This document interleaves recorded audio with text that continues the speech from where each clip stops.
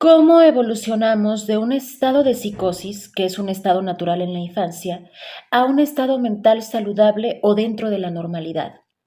¿Cómo es que cuando las cosas van mal, cuando hay negligencia en nuestra crianza, pues terminamos siendo adultos narcisistas o tal vez adultos con trastorno límite de la personalidad o en su caso adultos psicópatas? Comencemos con un primer factor importante. Digamos que la psicosis es un estado psicológico natural de la infancia. A esto se le llama psicoticismo.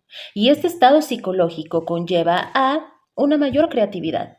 Por eso todos cuando somos niños estamos como en un estado de psicosis. Y los niños son extremadamente creativos. Pero, ¿qué es la psicosis? La psicosis es un estado mental en el cual existe una gran dificultad para diferenciarte a ti mismo, del mundo que te rodea. Es como si no tuvieras líneas o contornos que te definan del mundo. No sabes en dónde terminas tú y en dónde comienza el mundo. Es como si te expandieras hacia afuera y te volvieras uno con el mundo. Y muchas personas en Internet, ¿no? Que aseguran tener una conexión especial con el mundo, que son uno solo con el universo, muchos coaches que dicen esto, o personas que pueden comunicarse con los alienígenas y hablar idioma alienígena, ¿no? Bueno, estas personas tienen una patología, están en un estado psicótico clínicamente hablando.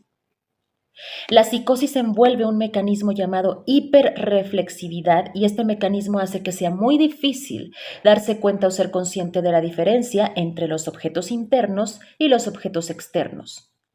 Es difícil diferenciar lo que son las voces internas, o sea, los introyectos, y las voces del exterior.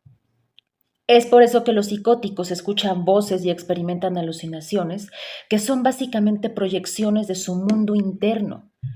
Entonces, básicamente esa es la psicosis. Y podríamos decir que todos los niños en la primera etapa de la infancia son psicóticos. ¿Por qué? Porque cuando los niños nacen, los recién nacidos, no pueden ser conscientes o notar la diferencia entre lo interno y lo externo. No pueden ser conscientes de hasta dónde llegan ellos y dónde comienza la madre. No tienen conciencia de ellos mismos, de su yo, de su self, porque aún no tienen un self, aún no tienen un yo. Y el niño o niña, probablemente hasta los 18 meses e incluso hasta los 24 meses, el niño no puede separarse a sí mismo del universo. Percibe al universo como parte del mismo o ella misma y viceversa. El niño percibe que el universo y él o ella son un solo organismo, una sola entidad. Es por eso que los niños reaccionan muy mal cuando mami sale de la habitación. Es por eso que los niños necesitan desarrollar una constancia de objeto. En otras palabras, los niños necesitan desarrollar la capacidad de saber que los objetos siguen existiendo aunque salgan de su vista, aunque no los vean. Entonces, la psicosis es un estado mental en el cual el niño está totalmente fusionado con el entorno y no puede darse cuenta de que hay algo externo a él, de que hay objetos externos separados de él o ella. Y tenemos que pasar por esa fase. Pero ¿qué pasa si el entorno es frustrante para el niño en esta etapa crucial? ¿Qué pasa si el entorno es doloroso, amenazante, dañino? ¿Qué pasa si el niño está en un estado permanente de terror, de miedo? Porque, por ejemplo, sus padres o su madre es una madre muerta emocionalmente. En palabras de André Green, con su teoría de la madre muerta en 1978. ¿Qué pasa si mami está deprimida, ausente, rota? ¿Qué pasa cuando las necesidades básicas del niño, esas necesidades que requieren de la mirada de mami, de su afecto, de su resonancia, qué pasa cuando le son negadas? Cuando el niño o la niña es abandonado o abandonada, cuando el niño o la niña es castigada por ser él mismo o ella misma. ¿Qué pasa cuando al niño o niña no se le permite crecer, desarrollarse y tener límites? ¿Qué pasa cuando mamá o papá instrumentalizan a su hijo o hija? Cuando lo utilizan como un trofeo, cuando lo idealizan, cuando lo cosifican. ¿O qué pasa cuando mami o papi parentalizan al niño? Es decir, cuando le asignan al niño el rol de padre o madre, cuando cargan sobre él o ella responsabilidades que no le corresponden. ¿Qué pasa?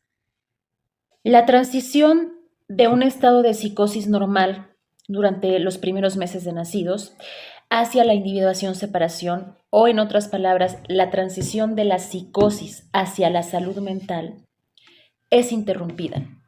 Ahora, ¿cuál sería la definición de salud mental? La salud mental consiste básicamente en tener la capacidad de poder diferenciarte a ti mismo de los demás, del mundo que te rodea, del entorno.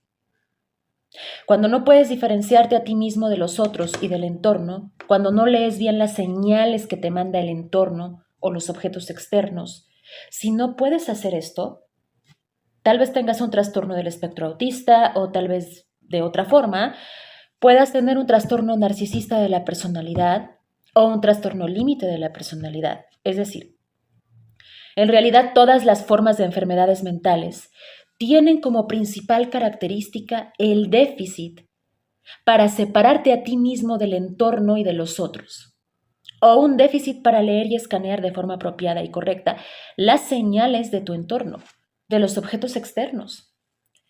El recién nacido comienza a transitar hacia una fusión con mamá, en donde mamá es el mundo. El niño saludable transita de este estado de fusión hacia la fase de separación-individuación. Gradualmente se separa de mamá para poder ser capaz de explorar otros objetos, otras entidades, y además el niño debe ser capaz de aprender y aceptar, por traumático que sea, porque esta fase es un pequeño trauma, que no es uno solo con su madre. Y si su madre representa el mundo, tiene que aceptar entonces que no es uno solo con el mundo, con el universo, que está separado. Esa es la progresión saludable. Pero esa progresión puede verse interrumpida por una figura materna punitiva, egoísta, evitativa y frustrante. Y cuando dicha interrupción sucede, el niño no puede completar esta fase de separación-individuación de su madre, en otras palabras, del mundo. El niño se queda atascado entre la fase simbiótica y la fase de individuación, por decirlo así. Cuando de manera natural el niño desea separarse de su mamá para explorar el mundo, se vuelve grandioso, ¿no? Porque se necesita de cierta grandiosidad para salir a conocer el mundo siendo tan pequeño. Entonces, cuando la madre frustra al niño y lo hiere, él queda estancado en esa grandiosidad sin la habilidad de ponerla en práctica de manera saludable con el entorno. El niño transita entonces hacia una organización límite de la personalidad, una estructura límite de la personalidad. Cuando la fase de separación-individuación se ve interrumpida por el comportamiento de la figura materna, que no tiene que ser solo la madre biológica, sino cualquier persona que funja el rol materno con el niño. Cuando esta figura materna no es suficientemente buena y frustra al niño en esta etapa, el niño se queda atorado entre un estado de psicosis y la realidad. Y esta es la descripción perfecta de lo que es el trastorno límite de la personalidad desde el punto de vista de Otto Kemberg. Es por eso que los borderline son llamados así.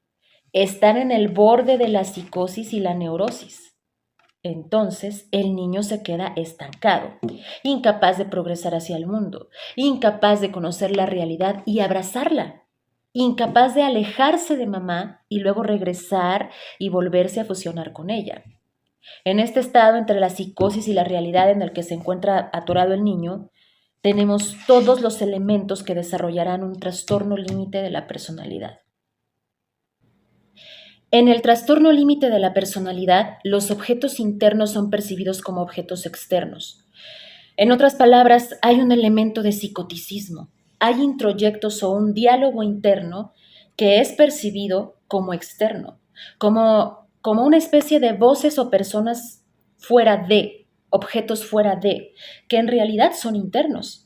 Por eso la persona TLP malinterpreta la realidad, malinterpreta lo que dices o lo que haces. Cuando percibe un rechazo o abandono cuando no lo hay, cuando percibe humillación cuando no la hay o desaprobación, son realmente sus introyectos los que están hablándole internamente. Como el narcisista, la persona TLP también tiene un falso yo. Este falso yo inicia como una entidad externa. La persona borderline en la infancia desarrolla una solución igual que el narcisista, o sea, el falso yo. Este falso yo es un amigo imaginario.